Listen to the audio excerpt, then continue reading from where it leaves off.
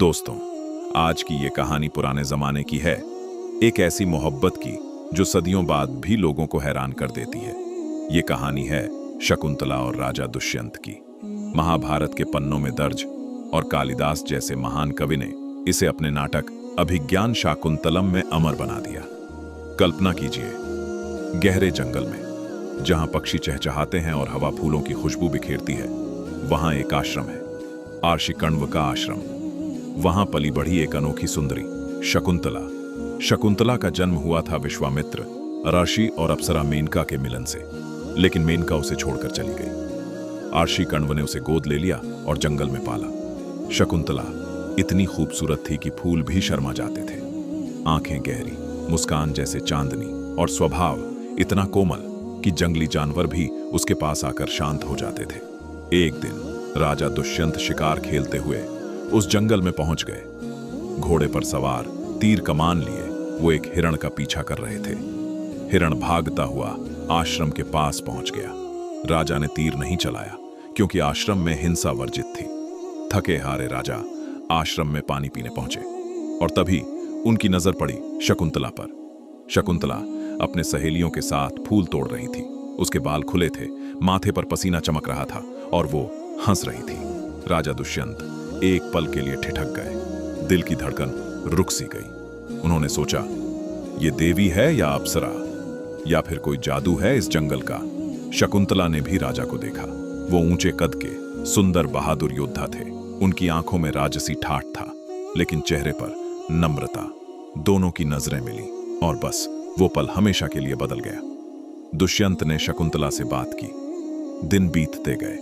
दोनों जंगल में घूमते, बातें करते, एक दूसरे के सपने देखते। आखिरकार उन्होंने गांधर्व विवाह कर लिया, बिना किसी यज्ञ हवन के, सिर्फ दिल से दिल मिलाकर।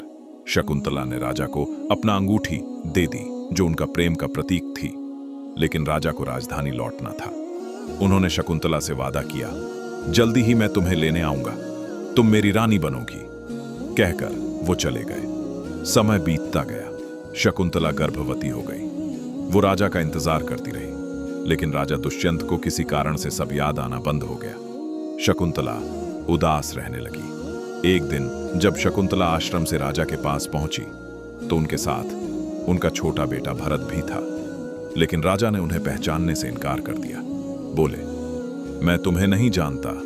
शकुंतला रो पड़ी।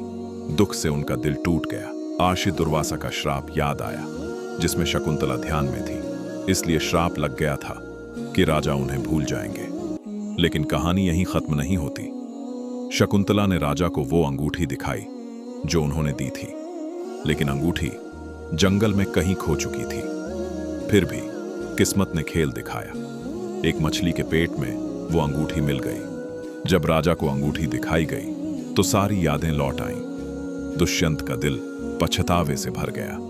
वो शकुंतला और छोटे भरत को गले से लगा लिया और उनके बेटे भरत ने बाद में भारतवर्ष की नींव रखी, जिस देश का नाम आज भी उन्हीं के नाम पर है। दोस्तों, ये पुराने जमाने की वो लव स्टोरी है जो आज भी हैरान कर देती है।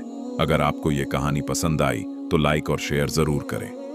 कमेंट में बताएं आपकी पसंदीदा पुरानी लव स्टोरी कौन सी है, राधा कृष्ण, हीर रांझा या कोई और। ट्रुथ फैक्ट्रीज पर ऐसी और अनोखी सच्ची पुरानी कहानियां सुनने के लिए चैनल को सब्सक्राइब करें और बेल आइकन दबाएं। अगली कहानी में मिलते हैं।